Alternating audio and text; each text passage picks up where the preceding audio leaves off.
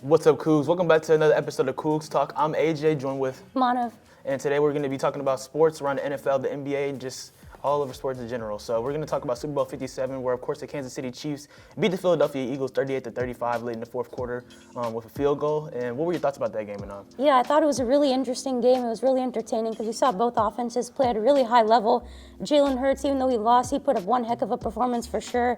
And, I was one of his doubters early on this season and in the playoffs, but, he got it done flat out. And I was really impressed. Unfortunately, they weren't able to come on top because I think the Eagles defense just flat out didn't get it done. They got no sacks on Mahomes, even though they had 4 players with 10 plus sacks on the team, especially Hassan Reddick, who was really one of the favorites for Defensive Player of the Year. And Mahomes did his thing, even with one ankle in the second half. You got to give it to Patrick Mahomes. He made the big plays in the fourth quarter and in the second half. It was just like the Eagles defense couldn't get anything done. And really, I wouldn't say the Eagles lost because of the penalty. I would say, 1, Jalen Hurts had that fumble, and 2, the defense didn't step it up enough. So I think that was really what the game came down to. Right, absolutely. There's always more than one thing that just comes down to losing the game. Yeah. Even Coach Nick Sirianni, the Eagles coach, said that.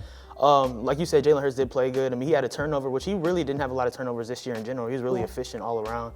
And like I said before, Travis Kelce even said that he thought that Jalen Hurts could have won MVP because really he outplayed Mahomes. I mean, Mahomes, he only threw for 182 passing yards, something like that. Yeah.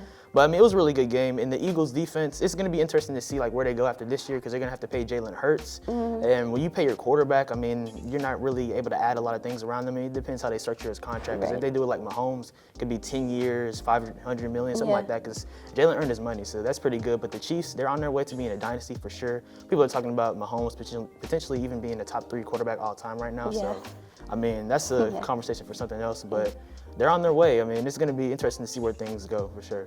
Yeah, for sure. Mahomes definitely right up there, and if he keeps going the way he's going to be one of the best quarterbacks all time. So, we'll have to see. But, major news in the NBA with this NBA trade deadline, it was by far one of the craziest that we've ever seen. And really the big move was Kevin Durant being traded to the Phoenix Suns. I think it was a really huge move, probably the biggest one that we saw at the trade deadline. What are your thoughts on that, AJ? Me personally, I've been a Devin Booker fan since I was like 8th grade, something like that. So like, as a fan of him, I'm happy for that. I think that, I mean, when you look at what happened in Brooklyn pretty much, I mean, that was just a whole mess.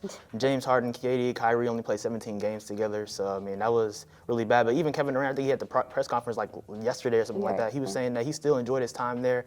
Well, I mean, I don't know how because it was toxic there, but that's something for another day. But it'll be interesting to see how things go in the Western Conference because they're certainly the favorites, but you can't just play people on paper. They have to play together, get camaraderie, get chemistry together because the West is stacked now. Of course, Kyrie now in the Dallas Mavericks. The Nuggets are still playing great. Jokic might win the 3rd straight MVP.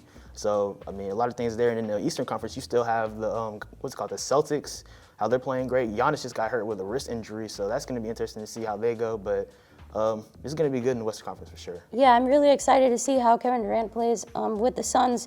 A lot of it is about chemistry. Obviously, you can have a great big 3 like they have with Chris Paul. You can add DeAndre Ayton as well with that, and Booker and Kevin Durant. So they have a great team, but can they get it done in terms of playing together? It's going to be interesting to see because KD is still playing at a really, really high level, one of the best offensive scores in game, 30 points per game this season. And currently the Suns are 5th in the West right now.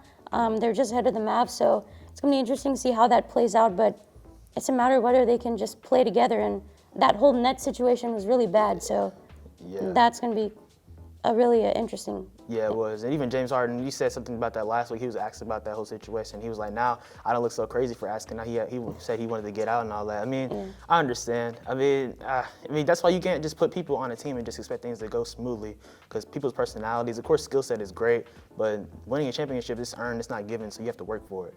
So now getting into the last and final topic, we have to talk about Tom Brady, of course, retiring. Of course, he initially retired last year in 2022, but decided to come back like 40 days later, which I think was a little detrimental in ways. But I mean, he wanted to play the game. He's been playing football his whole life, So what were your thoughts on that and just overall Tom Brady retiring, unretiring, and then retiring now? Yeah, it was a crazy process. When he initially retired, I had some doubt in the back of my mind saying that he's probably going to come back because that's how much he loves playing football. And personally for me, I think he should have probably retired last year, honestly the year before that after winning a 7th Super Bowl.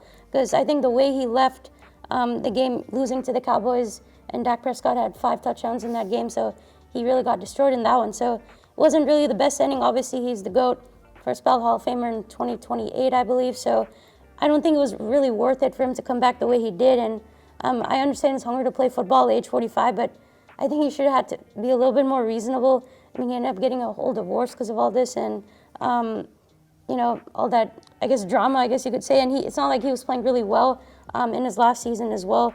Finished with an 8-9 record. It was his first losing season ever during his 23-year career. So I don't think it was worth it, but, you know, all in all, Tom Brady, he's the GOAT. So. Right, not for sure. I mean, this season, it was very detrimental. Not only him, but just the offense was terrible overall. Byron Leftwich, their offensive coordinator, who was there with the past, 3 to 4 years. He got fired. Todd Bowles being the first-year head coach, that really didn't look right, but, I mean, he's going to be coming back.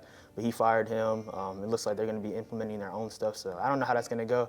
I've seen that they're probably going to be in the market to get Derek Carr or something like that, but not talking about the Buccaneers, talking about Tom Brady. I do hate that he looked like that in the last game, of course, against the Cowboys. He never lost to the Cowboys, too. That's why I thought, even as a Cowboys fan, I wasn't going to be surprised if they lost that game, but, I mean, the Cowboys balled out, but just lost the next round, but we're not going to talk about that. Yeah. But anyways, though, I mean, talking about his divorce and stuff like that, I mean, we can say that, of course, that's a factor into it, but we don't know. And that does suck that happened because they had 3 kids together and all that. I mean, that sucks that over football that happened. And then he didn't do anything in the postseason. Now he retires and now, he's alone. I mean, he's not alone, but you know what I mean? He's not with his wife anymore, not having a retirement that he would have had potentially last year. But, I mean, Tom Brady's going to be fine, I think. In 2024, I think that's when he's going to start his Fox deal, being a broadcaster. Right, yeah. $375 million, that's a lot of green. So, hey, that's going to be good for him. But, I mean, Tom Brady's the GOAT. Not necessarily the most skilled player of all time, but, I mean, his resume is just unlike any other. We talked about Patrick Mahomes earlier. Yeah. He could catch him. I think even with 5 Super Bowls, I mean, Mahomes could. But, I mean, we're not going to talk about that right now. Tom Brady's the GOAT right now for sure. And we appreciate his greatness because, I mean, hey, all-time great. So. Yeah, for sure. I think, you know, you got to appreciate Tom Brady. I think Mahomes, at some point, he could catch up. Obviously, we know Mahomes is, I think he's the most talented quarterback I've seen in the NFL. So it's really going to be interesting to see what happens for sure. Well, that's all for this episode of Cougs Talk. Thank you so much for watching. Appreciate you, AJ. Had a great conversation. And be sure to follow Coug TV on YouTube. Subscribe to our channel for all your latest updates. And go Cougs.